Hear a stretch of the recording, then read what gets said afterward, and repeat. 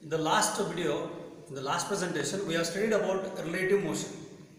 Now, based on that relative motion and relative speed, now we are going to calculate some numerical problems on relative motion. These are very important. Let us solve the first problem. Two parallel rail tracks run north-south. Two parallel rail tracks run north-south. Train A moves along north with a speed of 54 km per hour. Train A moves towards north with a speed of 54 km per hour, and train B moves towards south in the opposite direction with a speed of 90 km per hour. Questions. What is the relative velocity of B with respect to A? Relative velocity of B with respect to A. Second question. What is the relative velocity of ground with respect to B? C. There is a monkey. The monkey is running on train A. You know here train A is running towards north, but the monkey is running on the train A against the motion of train A. It is moving against train A on the roof of train A. Velocity of monkey running on the roof train A against its motion with velocity 18 km per hour with respect to train A, as observed by a man standing on the ground. There is a man who is there in the field on the ground. He is observing these motions. What is the velocity of monkey running on the roof of a train A running against the motion of train A? These are the three questions. It is simple. Let us first solve the relative velocity of B with respect to A. Before that, let us calculate velocity BA. We know velocity of train A is 54 km per hour. Let us say that it is moving along north direction along positive x-axis. Let us take the direction of north as positive x-axis. Then obviously direction of south will be negative x-axis. So velocity of train A 54 km per hour, convert it into meter per second. 54 into 5 by 18, it becomes 15 meter per second plus 15 meter per second along positive x-axis. Now velocity of B, it becomes minus 90 km per hour since it is moving along south direction. Therefore minus 90 into 5 by 18 becomes minus 25 meter per second moving along negative x-axis, that is towards south. Now let us calculate the question number A. What is relative velocity of B with respect to A? By definition, let us go by definition as you have learnt in the last session. VBA is equal to VB minus VA. VB minus VA. VB is minus 25 as we have calculated here. Minus 25 minus 15. Minus 25 minus 15 becomes minus 40 meter per second. Means relative velocity of train B with respect to train A is minus 40 meter per second, implies that it is towards south. Now next question. Relative velocity of ground with respect to B. We know that ground is at rest. Train B is moving towards south. So by definition again VGB, G for ground, VGB equal to VG minus VB. VG minus VB. VG is 0 minus VB is minus 25. So minus of minus becomes plus 25. Plus 25 meter per second. Means for the observer in the train B, the ground appears to move towards north with a speed of 25 meter per second. That is the meaning of this calculation. Now let us come to the third one, very interesting. Running of a monkey. Velocity of monkey. See here. In the problem it is given, the monkey is running with the velocity of 18 km per hour with respect to train A. It means relative velocity of monkey with respect to train A, VMA equal to minus 18 km per hour. Why it is minus? Because it is moving towards south. Train A is moving towards north. So monkey is moving on the roof of train A in the opposite direction. Therefore it becomes minus 18 kilometer per hour. Again convert it into meter per second. Minus 18 into 5 by 18. So it becomes minus 5 meter per second towards south. Now we know that relative velocity of monkey with respect to A can be written as VMA. VMA is equal to VM minus VA.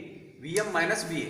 We want to calculate what is the velocity of monkey as observed by an observer on the field, which is at rest, as observed by an observer who is at rest on the ground. So VM is equal to VMA plus VA by taking this VA this side. VMA plus VA. Just substitute the values which we have already calculated. Minus 5 plus 15. Minus 5 plus 15 becomes plus 10 meter per second. Means monkey is finally moving towards north with 10 meter per second because train A is moving with a speed of 15 meter per second towards north. Therefore, it also appears to be moving towards north. So, this is question number 1. Now, in the same way, let us calculate the second problem. This is also a simple problem. There is a jet plane. Traveling at a speed of 500 km per hour. It is traveling at a speed of 500 km per hour. I have drawn the diagram of jet moving towards negative x-axis, 500 km per hour. It ejects its smoke, combustion products, smoke at a speed of 1500 km per hour. It is ejecting in the opposite direction, 1500 km per hour. We can take it along positive x-axis. It is ejecting the smoke at a speed of 1500 km per hour relative to the jet. Means relative velocity of smoke with respect to jet is 1500 km per hour. Now, what is the speed of this smoke as observed by an observer on the ground? Observer is on the ground, who is at rest. What is the measurement of speed of smoke as observed by observer on the ground? So this is the question. Again, let us see what are all the given things. Velocity of smoke with respect to jet, 1500 km per hour, which is positive. Velocity of jet, which is towards negative direction, I take it as minus 500 km per hour. Next, you are asked to calculate what is the velocity of smoke as observed by an observer on the ground. So again we go by definition. We know that Vsj is equal to Vs minus Vj. Vs is equal to Vsj plus Vj. Vs is equal to Vsj plus Vj by taking this on the other side. Vsj plus Vj. Just substitute the values of Vsj. Vsj is equal to 1500 minus Vj. Vj becomes minus because it is in the negative x direction.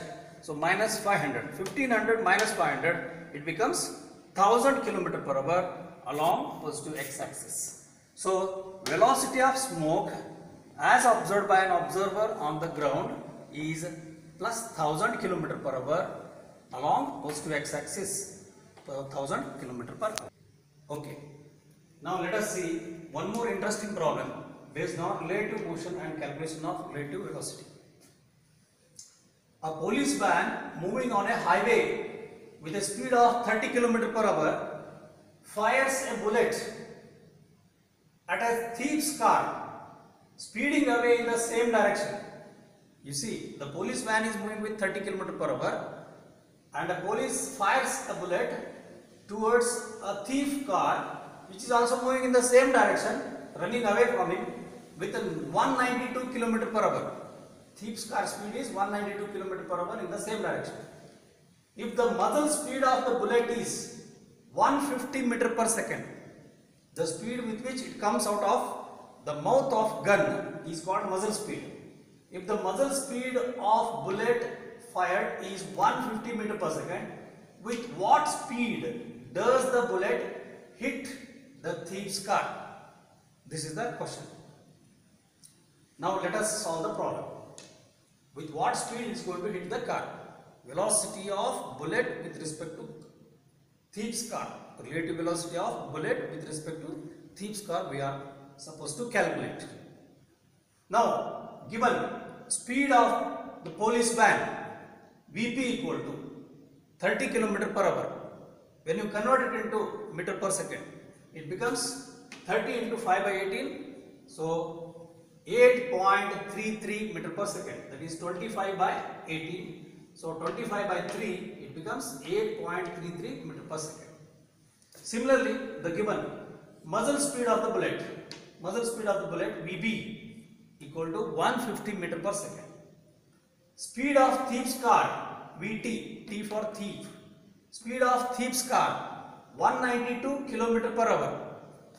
192 into 5 by 18, it becomes 160 by 3. So it becomes finally 53.33 meter per second. Conversion into meter per second. Now since the bullet is fired from the moving van, its total speed now becomes sum of the speed of the muzzle speed of the bullet plus speed of the bullet. Speed of the bullet plus speed of the police van. So when the bullet is fired from the moving van, its total speed becomes 150 plus 8.33. 150 plus 8.33. That is the speed of a moving police van is added with this. So it becomes 150 plus 8.33, 158.33 meter per second. Now velocity with which the bullet hits the thief's car. That is the final question.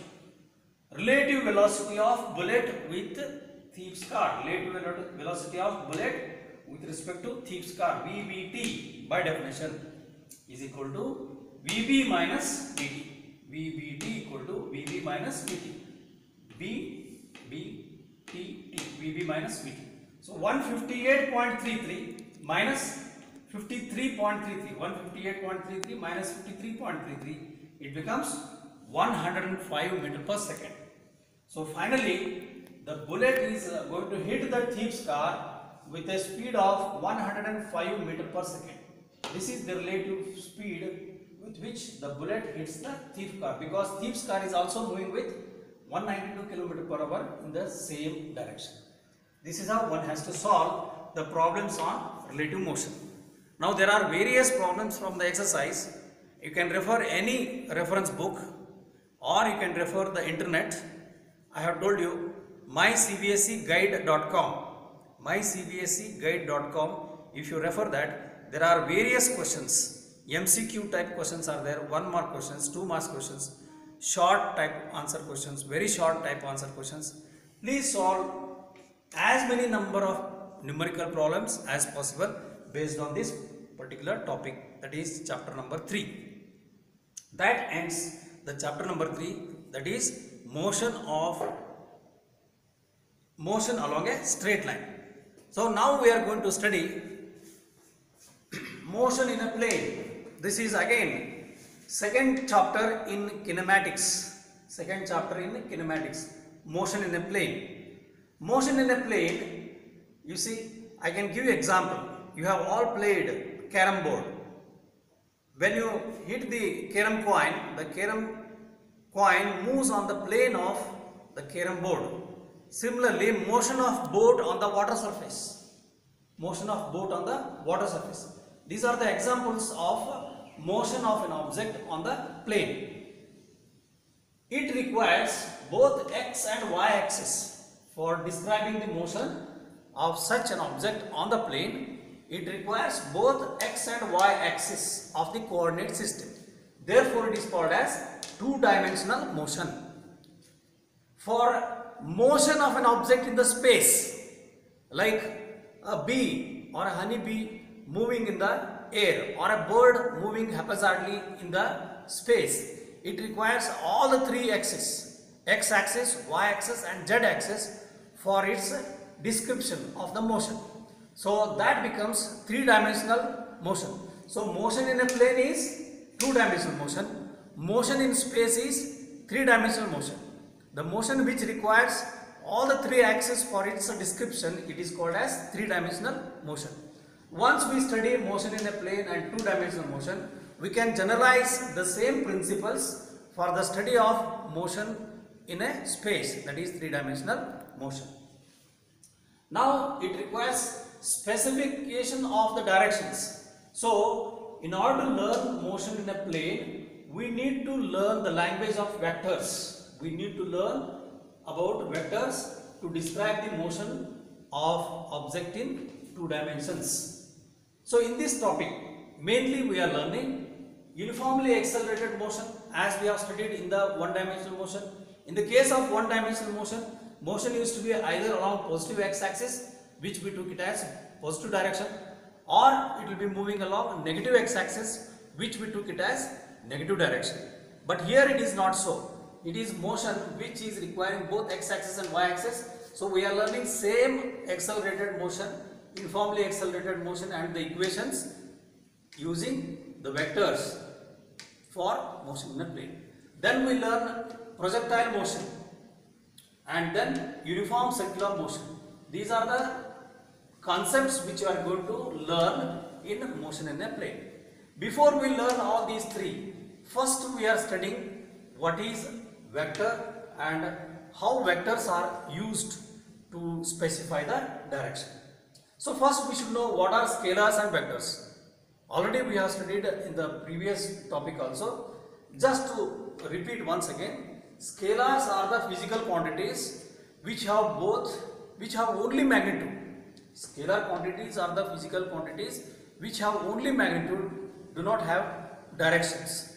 For example, path length or distance covered, speed, time, mass, work done. These are all scalar quantities. Vector quantities are those physical quantities which have both magnitude as well as direction. They have got both magnitude as well as direction. So examples here are displacement, velocity, acceleration, force, etc. All these quantities we are going to learn in detail. So to start with the vector. Vector is the physical quantity having both magnitude as well as direction. So when we represent a vector, we should mention its magnitude also as well as direction. Let us start with the first one, position vector. For position of a particle at a given interval of time, we need to show its direction and we need to show its length from the origin. So we make use of coordinate system. Coordinate system that is consisting of x-axis and y-axis. So here you see this is the x-axis and y-axis with origin. Suppose P is a point at a particular time interval t. Then its distance measured from the origin to the point P gives the position vector. It is called as position vector. R position vector is represented by R with the arrow mark on the head, and its direction is shown by the head. It originates from O, so here is the tail and here is the tip. Tail and tip or tail and head. So a vector is having both tail as well as a arrowhead, and the magnitude of the vector is the length of this vector. If you measure the length of this vector, that gives you magnitude according to the scale that we have fixed, and the direction is given by the arrowhead. So this is how we represent the position vector. So in the next presentation we will learn displacement vector and the different types of vectors: equal vectors, null vectors, addition of vectors, subtraction of vectors, and what are the laws to add the vectors, addition of vectors, addition and subtraction of vectors, multiplication of vectors, and multiplication of a vector with a scalar quantity. All these things we are going to learn in detail in the next presentation. Thank you.